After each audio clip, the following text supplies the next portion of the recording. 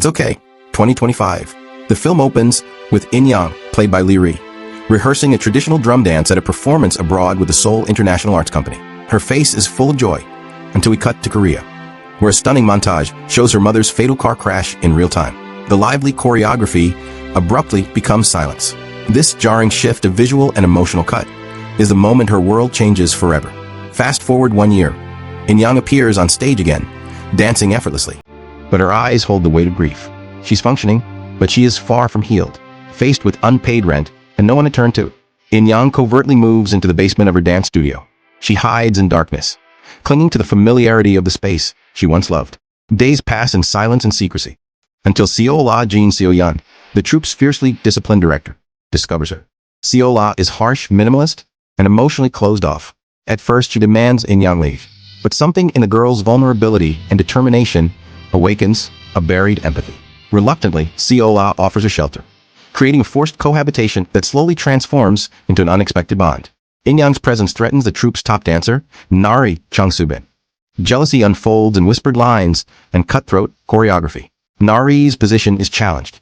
The troupe becomes a microcosm of competitive artistry. Despite the hostility, In Young meets each challenge with warmth. She offers smiles in moments of tension, shares meals, and slowly disarms her rivals. What begins as bullying fades into fragile camaraderie. They rehearse for the troupe's 60th anniversary show, not just to perform, but to heal. Meanwhile, Seola, initially cold, lets glimpses of softness peek through. Shared glances, small kindnesses, shared dinners. A mother-daughter dynamic glimmers. In Young's world isn't limited to the troupe. Deyoon Lee Young-ha, her constant childhood friend and neighbor, quietly supports her through kind gestures and gentle encouragement.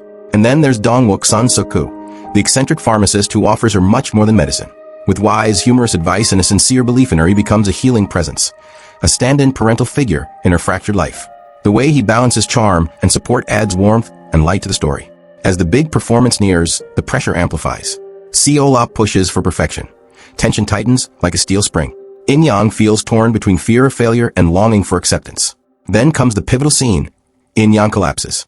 She crumbles beneath the weight of grief she's carried alone for too long. Sobs break through her carefully maintained facade. As she cries, Seola steps forward and simply holds her. No advice, no words, just empathy. It's raw, it's human. It's the moment her healing begins. Rehearsals give way to the stage. The 60th anniversary show becomes a triumph not just of talent, but of community. In Young dances with purpose.